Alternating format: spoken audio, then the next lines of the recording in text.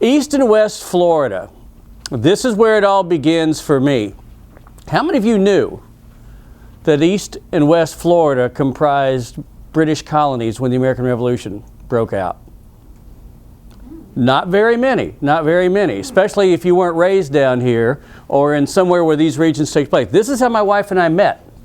I was giving a talk at the base of the St. Augustine Lighthouse, and I said, now, inside what is now the borders of the continental United States, there were 15 British colonies. And his hand shoots up at the back of the crowd and goes, no, no, no, I'm from Boston. There were 13 colonies. What are these other 2 colonies you're talking about?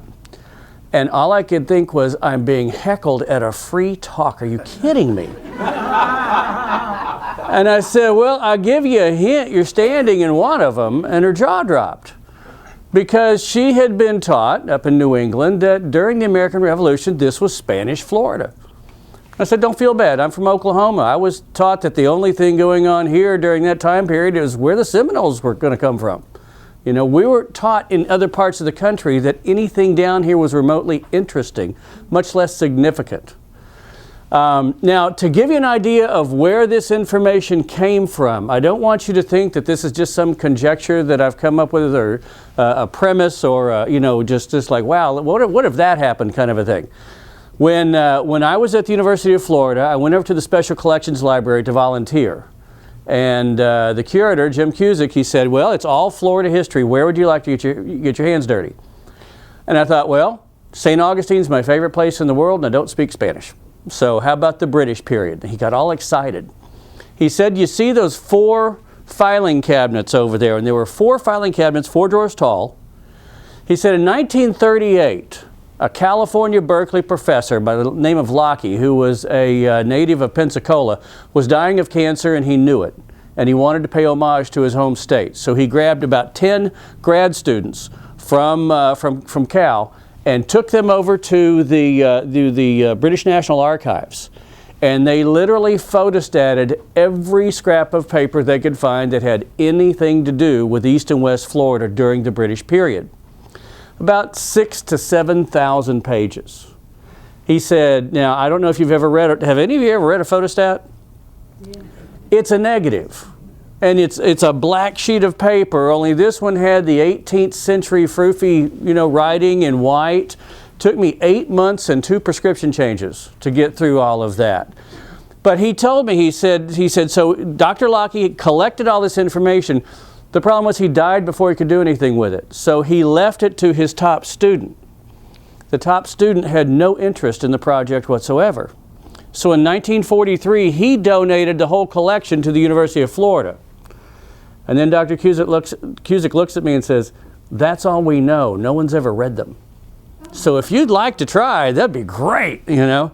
So I did. And all of a sudden, I'm finding that I'm reading troop movements that I'd never heard in, you know, being in regions where they weren't supposed to be yet. I'm reading letters from royal governors to generals in the field and generals who weren't supposed to be where they were yet, and things coming over from Parliament. And I'm reading about an American Revolution that I had never heard of before. So I got to thinking, okay, this map was actually published in 1776, shows East and West Florida fairly prominently. Let's go take a look at what maps of the American Revolution look like, because I've never seen one that included Florida before. So I did what anyone else does when they want to learn something at the highest possible level of education. I Googled it. And these are the stars. These were the guys who made the Hall of Fame. This one, it doesn't even show Florida. That's okay. It doesn't show Savannah either. And according to this map, there were only 7 major battles in the American Revolution, and Fort Ticonderoga was one of them. And all I could think was, come on, Ethan Allen knocked on the door and a guy in his pajamas handed him the keys. I don't think that qualifies. This map, this one, okay, this one's sexier. It is troop movements and ships going all over the place. And you can see here, once again, Savannah's on the board, East and West Florida on the board. Interesting, there's no troop movements in and out of Savannah.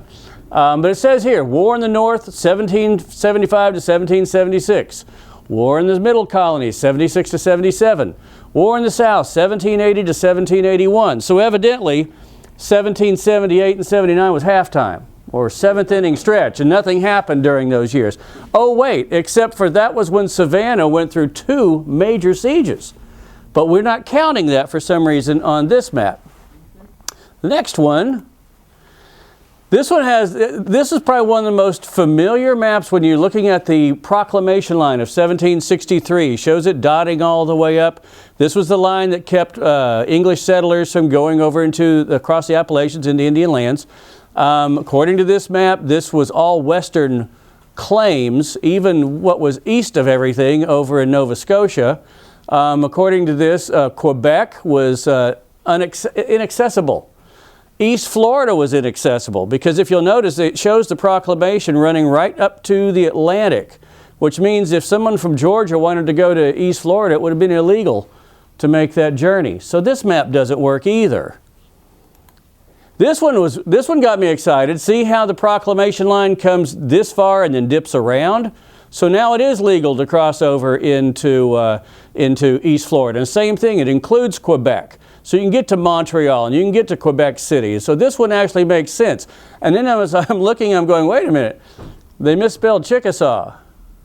And that's not how you spell Shawnee, and that's really not how you spell Iroquois. So I looked at the map and realized it's in German.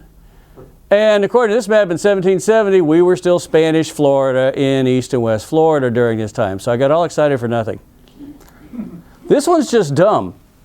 This one is like Picasso does the colonies.